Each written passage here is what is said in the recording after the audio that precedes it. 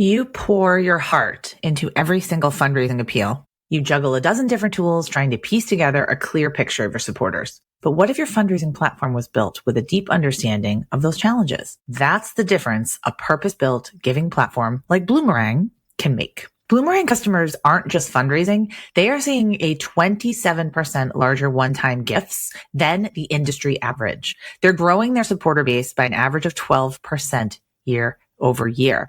And that's the confidence to know who to ask and when. It's the joy of seeing your community rally behind you with greater generosity. It's turning passion into unstoppable momentum. Your purpose is limitless, and your fundraising tools should be too. Learn how you can start raising more at jcsocialmarketing.com/Bloomerang. That's jcsocialmarketing.com/BLOOMERANG. All right, on to the show.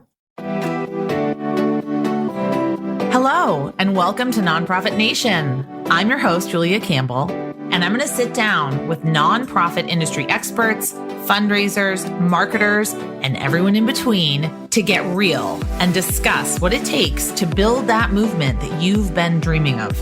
I created the Nonprofit Nation podcast to share practical wisdom and strategies to help you confidently find your voice, definitively grow your audience, and effectively build your movement. If you're a nonprofit newbie or an experienced professional who's looking to get more visibility, reach more people, and create even more impact, then you're in the right place. Let's get started.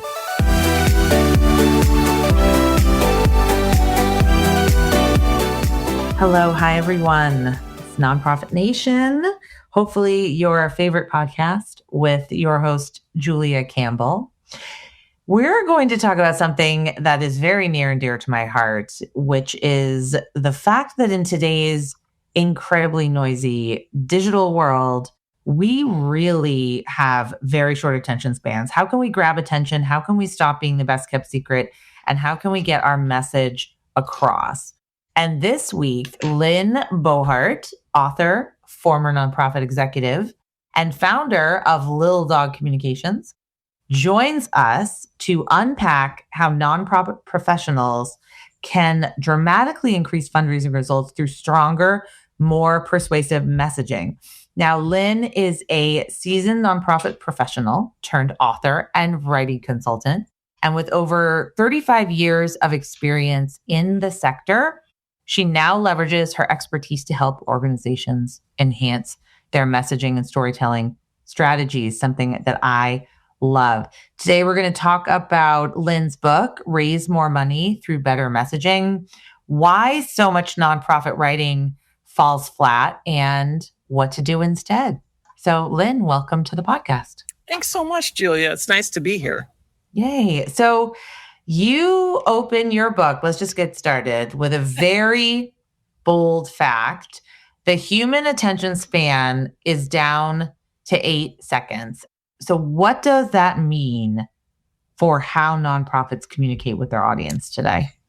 Well, if you think of how we live in our everyday world, we live in a soundbite world now. I'm old enough to remember when USA Today, the newspaper, came out, very different style newspaper. It was almost like sound bites on the front page. And then if you wanted to continue, you would turn the page and go inside.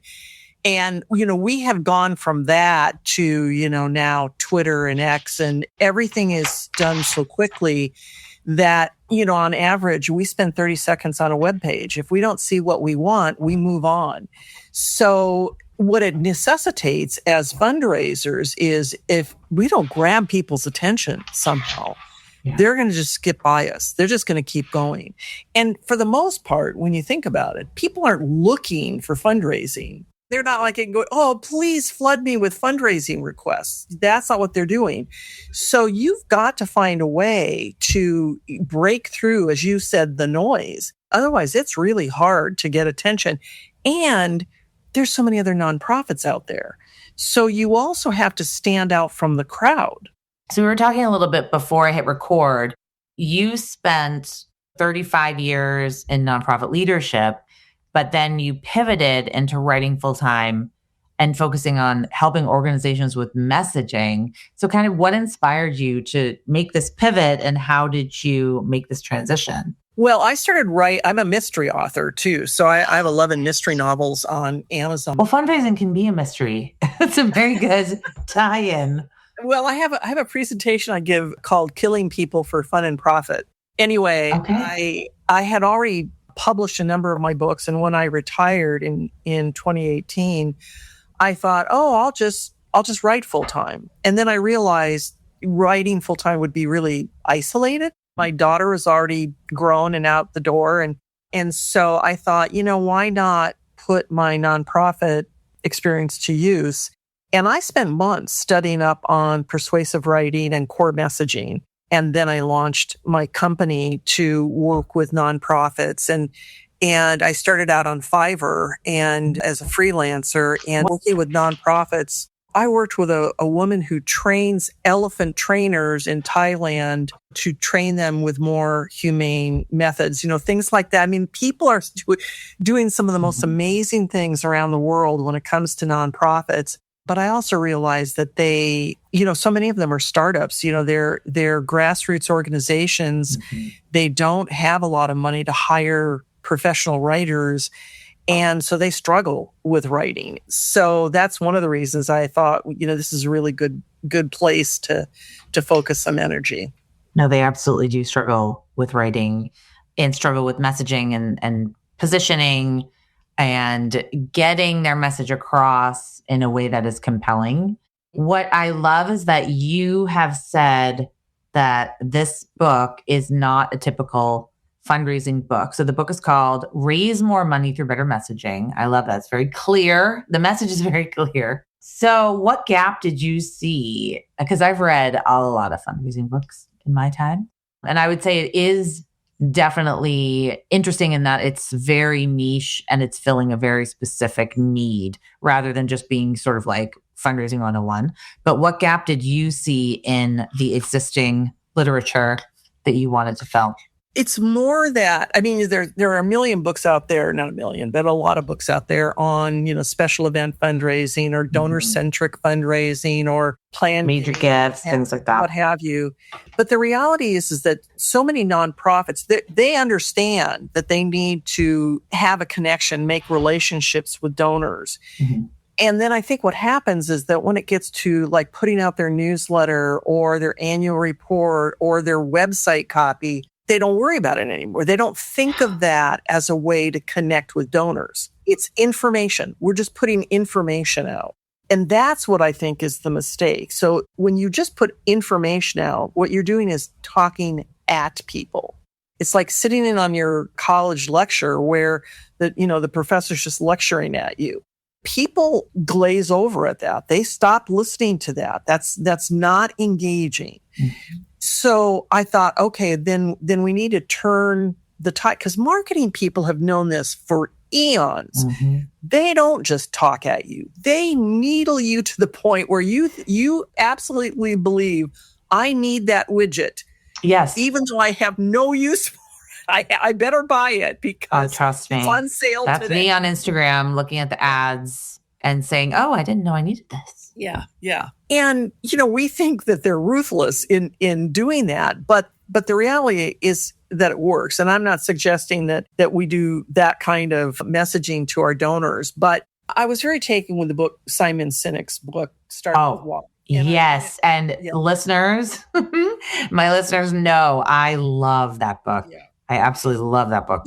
But you'll know that it's written more for board members, staff, volunteers. It's asking you as the person who's working with that organization, why am I so devoted to this organization? So core messaging takes it a step further to say, why is the organization there? And too often, and some of the organizations that I work with, they just keep making these mistakes over and over again. They constantly talk about themselves. Mm-hmm. They put the newsletter article out and it's how much did we raise at the gala last weekend? How many people did we serve? That's not what, donors have this information. Mm-hmm. That's good information, and funders, especially grant funders, want that kind of information. And I sort of blame grant funders for writing the way that we do, because I'm old enough to remember Dragnet, the old show where it was just the facts, ma'am. Mm-hmm. But that's the idea, that they want all this data, right? Mm-hmm. The normal individual donor out there won't listen to that. It'll just clog up their brain and they'll move on. What they do listen to is emotion. They connect with the human element of whatever you're doing to make life better. And too many times, fundraising staff, the default is to go back to the information and not to just stop for 5 minutes and say, okay, I have to get this information out. How could I do it in such a way that people will connect with it and pay attention? Right. So that gets to the point that you're teaching in the book. People only read what they're already interested in. Oh my gosh, I love that because it's so true. And oftentimes we try to bang, a square peg in a round hole with our messaging and our marketing. So how can we frame our messaging to meet people where they are? It's interesting. I use the example in the book that if you wrote an article, or read an article that saw the headline and it was, how to make your sleep better. Well, if you didn't feel you had trouble sleeping, you wouldn't bother with it, right? Right. Or like how to get a baby to sleep in 5 minutes. Right. Okay, well, I read that 10 years ago after I had my second child, but why would I read that now? The title is, but if it said how to have a better sex life because you sleep better, or how to lose weight when you sleep better, or how to almost do anything if you sleep better, suddenly you've expanded your potential reader base by thousands. So I use that example to say, okay, so look at your own organization and your own writing to say, if you're going to write a newsletter article, let's say you're a transitional housing organization, to talk about the mechanics of traditional housing is not going to grab people's attention. Mm-hmm. But if you tell a story about a woman who, maybe a mom of a 4-year-old, who got divorced, lost her house, ended up on the street, was scared to death because she was there with a 4-year-old. And, men were looking at them, or, you tell a story, all of a sudden, as a woman, as a mom, I'm like, oh my God, that's horrible. And then you say, hey, and we helped get her off the street. Now she's in training, or she's in junior college or whatever. The 4-year-old is safe. And so it's the difference between just sort of blasting information at people and turning it into a story, or turning it into a concept of emotion that they can relate to. I talk about common ground emotion in the book. The story of Children's Institute of Learning Differences. I'll never forget this. I went to their luncheon. They help learning disabled kids, the kind of kids who get kicked out of public school because they're so disruptive. And they teach them. They're a school, but their goal is to get them back into the public school system. So they help them manage, they help the kids and the parents manage the behavior. And in some cases, these kids can be violent. I mean, when I was there, I would see kids walking around with helmets on because when they would get upset, they'd be slamming their heads against the wall. And they had a panel of parents at this fundraising luncheon talking about how child had helped them. And at the very end, a woman said, I just want to tell you a quick story. It's a room of like 300 people. And she said, my son Tristan has been in child for, like a year and a half. And a few weeks ago, he got invited to a birthday party. And it was the first birthday party he has ever been invited to. Oh my gosh. And the whole room did just what you did. You could hear audible gasp. And it just hit me. I realized it's because we could all relate to that. No one wants that isolation for their child. Yes. So we can relate. Yes. I mean, it's like I had just retired and I had gone in saying, I'm going to spend X dollars. That's it. Cause I got to be careful with my money. I immediately doubled my gift and I knew them. I had worked with them for years.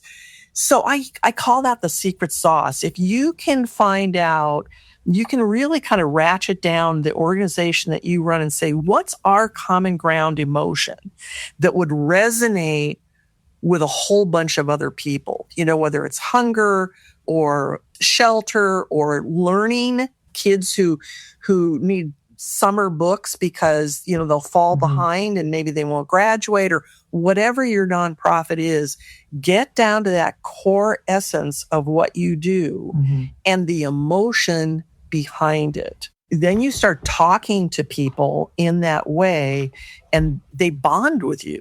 There's an automatic bond. So that's that whole concept. I think this statement needs to be reset again. People only read what they're already interested in. I think it resonates so much with me because I teach digital marketing and social media, email marketing websites and social media platforms and how to manage them. And so much of it is like, well, we have a great message and we need to, just get it in front of the right people. And it's like, well, no, you need to reach people that would or may potentially be interested in what you do. You cannot force someone to be interested in ending homelessness. You can't force someone to be interested in food insecurity. You can't force someone to be interested in domestic violence. They might have a curiosity or they might want to read more, but you cannot force people to pay attention or to be interested. Well, you can force them to pay attention. You buy enough ads, but that's not quality attention. They need to be interested in it. Yes. And Julia, it gets back to what I said earlier is before I had my daughter, I could have cared less about voting for school bonds, Oh, right. And I'm on the school committee, so I'm very interested. Yeah, because I didn't have skin in the game. When I had my daughter, I paid attention to that. And that's what that story with Child did for me. I didn't have a learning disabled kid. So I didn't relate to the parents until that story. And I thought, oh my God. It was like the universal thing everyone could relate to. So what are some other storytelling mistakes that nonprofits make? Like, how can we fix the mistakes that we're making already? So I also teach storytelling for fiction authors. And I'm creating a whole series of writing books for fiction authors, like micro ebooks. When we read stories because of the conflict and the emotion. That's what we get connected to. Even literary, it doesn't have to be murder mysteries like mine. It could be literary novel, historic novel, whatever. We connect with the story, with the conflict that's going on and whether the protagonist is going to overcome that conflict. It could be minor. It could be, I use the example of the King's Speech. In fact, even in most of my books, that was an internal, he was stuttering. He had to make a speech to the entire nation of Britain and he stuttered horribly and he had to overcome that. It was a great movie, even though it wasn't like a volcano erupting or a mass murder or something like that. That was an internal conflict that he had to overcome. And we get connected to that and we start rooting for them. It's the same thing for nonprofit storytelling. The Better Fundraising Company is really good. They've got some really good. I love them. Steven Scream. They have some free tools on their website, and the Better Fundraising Company. They have a couple of storytelling videos, in fact, that you can watch. But the whole idea is even if you're telling a story about volunteers, how many times I used to do this where you'd start for the newsletter. It's like, let's have a volunteer spotlight article in this. And it would start out, Rosie's been with us for 5 years. Yep. And she says it's the best time of the week when she comes to volunteer. Yeah. Who cares? I know. Right. You need to tell us about who Rosie is, why did she come, and how is she benefiting the people or whoever that your organization benefits. That's what we want to hear. So I think so much of we get back to things like newsletter, website, annual reports, brochures, fundraising appeals. We tend to just want to push information at our readers instead of the emotion. If they could make that one switch, they would see a difference. And I'm not. Love it. I remember, and I mentioned this in the book, that I was giving a presentation on core messaging. And in the back of the room, this woman raised her hand. She was a grant writer for a big nonprofit. And she said, yeah, no, we can't do that. Our board, basically, they've told us we can't, just get really into emotions. And I thought, okay, but why? I mean, you don't want to offend people. You don't want to get so gritty and gory. And there's a line between exploitation and emotion. But I think, like you're saying, like, we're adults, we can figure it out. And I use examples. I got permission with some advertising, and I use examples in the book. One of them is WaterAid, where it's a little poop. It's a little graphic of a poop. And it's the whole idea of, so many communities around the world that don't have safe sanitation, toilets and things like that. And then they get waterborne diseases because of that. And so they're talking about poop. And we're not offended by that. It's the reality. It's life. So I just really encourage people to experiment with words, experiment with some descriptive language, try it out on some people in your organization first, and try it out on some of your volunteers or your donors if you're nervous about it. But start talking about your core message and why you exist rather than just what you do. It's not, nobody cares about what you do and how you do it. I love your example of the volunteer spotlight. I do teach storytelling as well. And when I talk about it, I give an example of my 2 kids. And we used to really love the Berenstain Bear books. And that's definitely dating me. But like, my parents read them. I read them. We've all read them. My kids read them. And I'm saving them for my kids' kids. But the thing with the Berenstain Bear books is there's stakes, right? Yeah. Like, Sister Bear can't clean her room, so she's going to lose her favorite stuffed animal, or Brother Bear cheated on his homework and now has to tell Papa Bear. So there were stakes, there was conflict, there was sort of like something happening. And then they moved. Then once Stan and Jan Berenstain died, someone took over, maybe the publisher. And now the books are literally just a recounting of things that happened. Like, the Berenstain Bears went to the aquarium. They went to the aquarium, they saw the whales, they left. Maybe not whales, but whatever. So that's just a recounting of things that happen. And like what you were saying with the volunteer spotlight, so much of the storytelling we do is just that. It's like, this is Rose. She is 37. She's been volunteering with us for 10 years. I've seen some storytelling, in my work with domestic violence that is really compelling. Volunteer spotlights often, could start off something like, I was terrified that I was not qualified, or I was so worried I would say the wrong thing. And then when you read that, who has not been worried they would say the wrong thing, right? Okay, so you just moved into the concept of a hook. Yes, the hook. Oh, let's talk about that. Talk about in the book, because I have a whole the opening line, the hook. In my novel writing, a hook is a sentence, couple of sentences, or even a paragraph at the beginning of whatever you're writing that is designed to grab people's attention. And you do it by something unexpected, surprising. It could be a joke, a major statistic that they've never heard. Right, a statistic. Oh, I think I just read some statistic in an email about the number of hours that the average child lives in foster care. It was from an organization that I support. It was a shocking number of hours, and I don't want to get it wrong, but it grabbed my attention.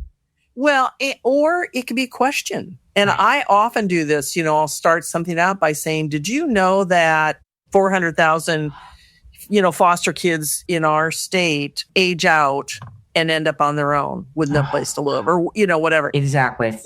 A question, and I use this in the middle of articles, in the middle of speeches. I'll all of a sudden ask a question because our brains are designed to answer it. If you asked us a question, we immediately switch to, what? Oh, and you try to answer it. So those little techniques can really change how people read your copy, your written copy. And I just think that I relate to this. I was a single office for a long time when I ran a community foundation up here in the Seattle area. I was the only person in the office for the first 4 years, I think. I didn't have time to really sit down and strategize a whole lot of stuff. And I know that's true. With so many people, it's like, oh my God, I got to get the newsletter out. So they sit down in an afternoon and they do it and it's done. And if they could just take an extra 10 or 15 minutes to think about how could I approach this particular article a little bit differently? How could I open it differently with a different hook? How could I frame it? I use framing a lot. I talk about that in the book, the idea that, you start out with maybe a tagline or something that says, kids just need their wings to soar. And then you end the fundraising appeal or whatever it is with, with your gift, these kids will soar. It's that complete thought. So I just encourage them to read through the book. And I know I overwhelmed people. There's so much information in there, but to just pick 2 or 3 things that they think, I could do that. I could add that to my writing and make a difference, and that way they're not overwhelmed. Right. You just answered my question. 1 or 2 techniques from the book people can start using right away. I think just simply reflecting on what you're already doing, because I do agree, nonprofits that are stretched thin, or one person like you were at the community foundation, they tend to think they don't have the time to add new things and learn new things, but it's simply just reframing, looking at what you're already doing. Let's talk about industry speak and jargon. I love this section of the book because this is by far one of my pet peeves and something that I talk about with all my clients, because without fail, I see it in their marketing. So what are some phrases or what are some ways we can avoid this? I've just seen so much of this where we're like numb to it. It happens a lot with nonprofits that are working somehow in a scientific field, like if they work with Alzheimer's patients or autistic individuals or the learning disabled, then they tend to get very academic in how they talk about what they do and the type of clients they work with and how many case workers and case management people. And, they're really into that kind of stuff. That's fine. If I have a neurodiverse kid, I'm going to go to that website that works with autism, and I'm going to understand most of that because that's my world, right? If I have a kid that suffers from autism, then I'm really steeped in that. If I'm just a donor coming to that website because I went to their gala and I was kind of impressed with what they did and I want to learn more, I would glaze over and I would close that website immediately because I don't understand most of it. I think the difference to me is so often, and again, I think grant funders are partly at fault to this. I am agreeing with you about the grant funder thing as a former grant writer. We write for grant funders and we write for the users of our service instead of the potential donors who don't know anything about us. And I think you can do both. I've said before, if you put on your menu bar in your website, services, right? Our services, that page could be all industry speak if you want it, because that's the parents are going to go there. The grant funders are going to go there. But, your main page that people land on, in my opinion, should be designed for the general public because we are always trying to expand our reach. We are always throwing that net out there, trying to draw new people in. And you're not going to do that if you talk in such a way that just turns them off, that they don't get it. So, that would be, when it comes to industry speak, that would be one of my biggest complaints. Is the web. Like having empathy for your audience, like understanding, they go to your website and because they have this strong, maybe visceral reaction to what you do, or they heard about something you do, or they're looking like, oh, I heard about this in the news. I wonder if I can help in my community. Those are a lot of the web searches that I see. And then you're right. You go to the website and it's just a bunch of numbers or a bunch of your listing of your services, but it's not speaking to the cause and the mission and the North Star, like the why. Here's a perfect example. I belong to a fiction writers group because of my murder mysteries. And one of the guys in that group is a science fiction writer. He wrote a short story once. And so we all review it, right? And critique it. And there was language in there about, a spaceship or something that I didn't understand. And I said, okay, I don't, it's like initials and stuff. I don't get that. And he said, yeah, well, that's okay, because anybody who reads science fiction would understand it. Okay. Okay. I don't read science. I'm huge in science fiction, and I don't know what that means with So the letters. But the point is that so you're only writing for people who already read science fiction? Because that's what he said to me. It's the same thing with nonprofits. Are you only writing for people who already know what you do? Or the insider speak. Exactly. Yeah. Oh, I completely agree with that. And people have to think about search terms as well. What are people searching for, especially on social media, or if you're on YouTube or, your website? What is the average lay person that doesn't know anything about you? What are the words they're entering into TikTok or Instagram or Google or whatever search engine they use? Because we tend to get wrapped up in, okay, these are the words we like to use, but what are people actually talking about, and how are they referring to this mission, this cause? Oh, that's so great. So let's talk about the free companion workbook. There's gifts at the end of your book. Once again, the name of the book, Raise More Money Through Better Messaging. Where can people get the book and the workbook and the Amazon? They can get it on Amazon. And if they read the book and they'll go back to Amazon and leave a review, honest review. If they didn't like the book, then, that's okay. And then take a screenshot of the review and send it to me, and I give them my email in there. I will send them the free companion workbook. Otherwise, they'd have to pay for it. And the workbook is based on the main book, but it gives examples and it gives exercises in there so that they can practice more. Like when I'm talking about core messaging, I used to, in these messaging workshops, I used to create core messaging maps for nonprofits. Well, there's a full-blown example in there that they can look at, and then there's a blank template that they can use. Oh, I love a workbook accompanying a book. I think it's really great. And it's an ebook. So, somebody said to me, that's not really a workbook because you can't write in it. Well, okay. You can put it into Google Docs. I actually, you could probably print it. I mean, if it's an ebook, you can print it. You're going to work on your computer. You're going to practice your stuff on the computer anyway. So to me, it doesn't really matter. But. Exactly. And I think, some people like print, some people like electronic. It's kind of like the best of both worlds. But where can people learn more about you, Lynn, and work with your agency? I have two websites, my Lil Dog Communications, and it's spelled L-I-L, Lil Dog. Lil Dog, okay. Because I own dachshunds. I was saying we need to know the story of that. Okay. Yeah. How many dachshunds? 2 miniature dachshunds. And I'm very dog oriented. All my murder mysteries have dogs in them. In fact, my cozy mystery series has 2 miniature dachshunds in it based on my dogs. So that's what I call my company. And it's just www.lildogcommunications.com. And I have some free writing tools on the website that people can just download, and they can get hold of me through there if they want to work with me.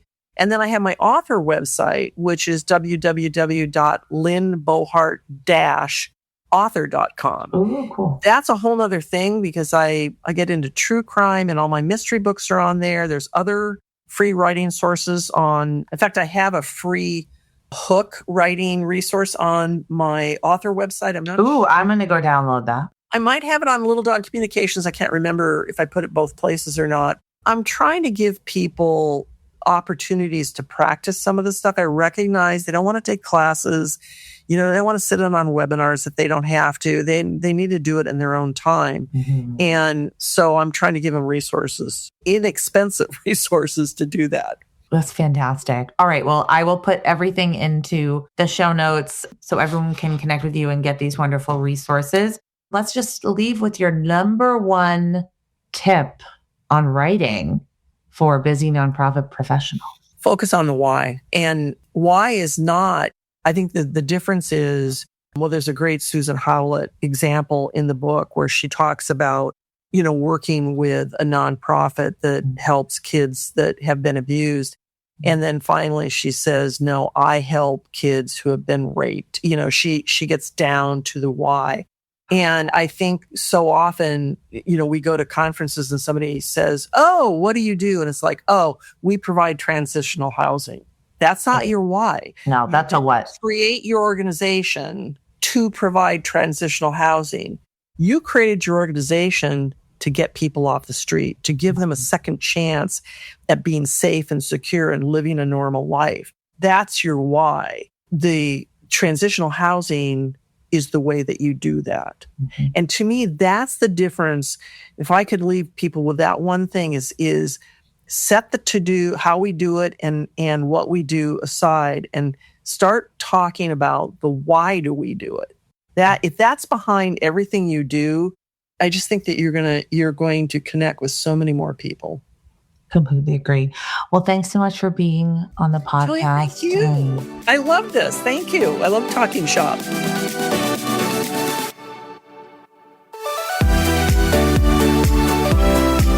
Well, hey there. I wanted to say thank you for tuning into my show and for listening all the way to the end. If you really enjoyed today's conversation, make sure to subscribe to the show in your favorite podcast app, and you'll get new episodes downloaded as soon as they come out. I would love if you left me a rating or a review, because this tells other people that my podcast is worth listening to. And then me and my guests can reach even more earbuds and create even more impact. So that's pretty much it. I'll be back soon with a brand new episode. But until then, you can find me on Instagram at JuliaCampbell77. Keep changing the world, you nonprofit unicorn.